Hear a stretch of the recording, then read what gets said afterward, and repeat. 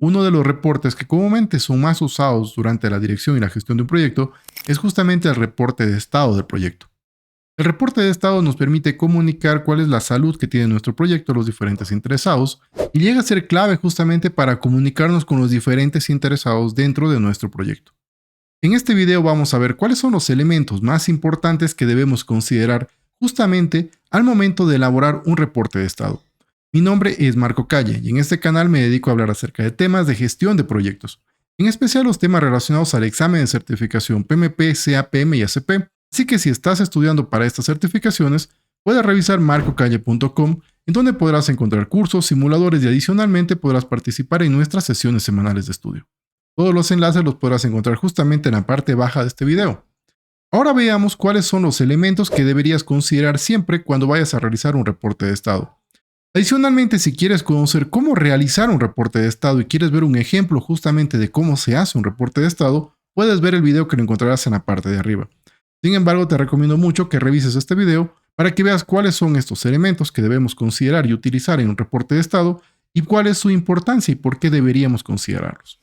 Ahora, en primer lugar, vamos a ver cuál es el objetivo que tiene un reporte de estado. ¿Por qué hacemos un reporte de estado? Un reporte de estado básicamente se lo hace por dos razones. La primera es porque un reporte nos permite informar y lo que vamos a informar es justamente cuál es el estado del proyecto. Pero no solamente vamos a informar eso, sino que el reporte tiene la capacidad de ser utilizado en una amplia audiencia. Esto significa que el reporte de estado puede ser enviado a través de un correo electrónico a diferentes personas y cada una de estas personas va a poder revisar ese reporte y saber qué está pasando con el proyecto. De esta manera, cuando nosotros vayamos a realizar el reporte de estado, debemos conocer cuál es nuestra audiencia y establecer cuál es la información más relevante para esas personas. En segundo lugar, el reporte de estado nos sirve justamente como un documento que podemos ocupar en un futuro.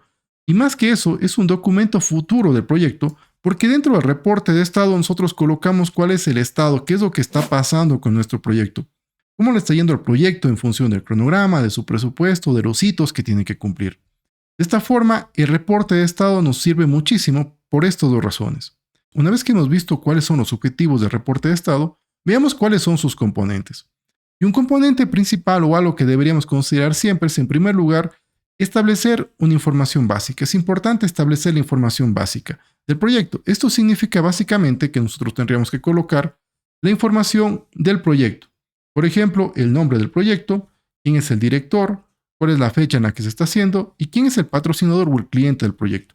Adicionalmente, deberíamos considerar colocar la visión del proyecto, es decir, qué es lo que buscamos que este proyecto genere, para de esta manera establecer y tener claramente hacia dónde va el proyecto en cada reporte. En segundo lugar, es importante ya establecer cuál es el estado actual del proyecto, es decir, identificar y definir cómo le está yendo a nuestro proyecto. Para eso podemos ocupar diferentes elementos, como puede ser tal vez una sección en la cual digamos salud del proyecto o estado del proyecto. En este caso nosotros ocupamos, o en este ejemplo vamos a ocupar una palabra como puede ser good y un estado verde, en la cual estamos indicando que el proyecto está yendo por buen camino, está bien la salud. De esta manera, de forma visual, podemos saber claramente al inicio, solamente viendo esta palabra y solamente viendo el color, que el proyecto está yendo por buen camino. Esto sería una forma bastante buena de utilizar justamente los colores para poder ver el estado del proyecto de manera rápida y que todos los interesados puedan ver cómo está yendo el proyecto. Adicionalmente, pues colocaríamos una explicación. Y otro elemento importante sería decir cuáles son las actividades que están completadas, que se han completado hasta esa fecha. Por ejemplo, en este caso tenemos algunas actividades, indicamos la fecha en la que se inició, la fecha en la que se completó, y adicionalmente si tenemos comentarios los podríamos escribir acá. Otro elemento importante es establecer cuáles son las próximas tareas que se van a hacer. Por ejemplo, si estamos haciendo un proyecto ágil, podríamos decir cuáles son las tareas que vamos a ocupar en el próximo sprint, por ejemplo. Otro elemento muy importante que debemos considerar es justamente cuáles son los hitos principales que se están llevando a cabo y cuáles son esos hitos que vamos a hacer en el futuro.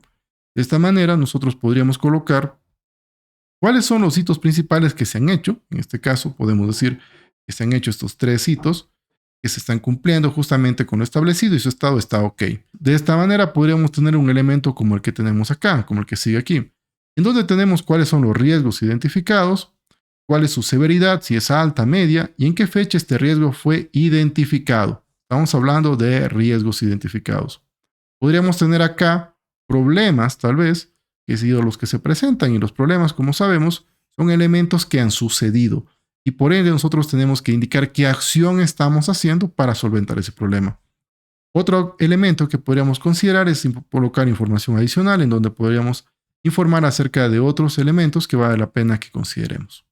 De esta manera, recuerda, el informe de estado es un elemento de comunicación que nos permite justamente mantener informado a nuestros interesados, y el objetivo no solamente es mantenerlos informados, sino también buscar su involucramiento, es decir, que su participación sea activa durante la ejecución del proyecto. Estos elementos, tanto de comunicación como de involucramiento, resultan claves dentro de un proyecto y sobre todo aparecen en exámenes como por ejemplo el PMP o el CAPM.